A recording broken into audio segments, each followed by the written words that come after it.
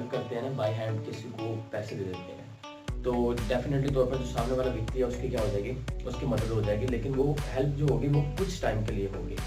यानी कि आपने उसको पैसा दिया, पैसे से उसकी मदद होगी, पैसा खर्च हो जाएगा, खत्म हो जाएगा। इसी तरह से आपने उसको खाने के लिए दिया कोई चीज़, उसकी हेल्प की, खाने के लिए दिया, खाया गया, खत्म हो गया, हज़म हो गया, खत्म हो गया। लेकिन जब आप किसी की अगर हेल्प करनी है तो आप किसी को दे देंगे एजुकेशन। तो एजुकेशन जो है, तालीम जो है, वो एक ऐसी चीज़ है जो ना ख़त्म हो सकती है, ना कोई उसको चुरा सकता है, कोई कुछ नहीं कर सकता। इनफैक्ट वो एक इंसान की जो ज़िंदगी है वो मुकम्मल तौर पर बदल सकती है, उसकी दुनिया को देखने का नज़रिया बदल सकती है, उसकी सोच को बदल सकती है, उसको दूसरे लोगों के ऊपर वो बर्तर कर सकती है।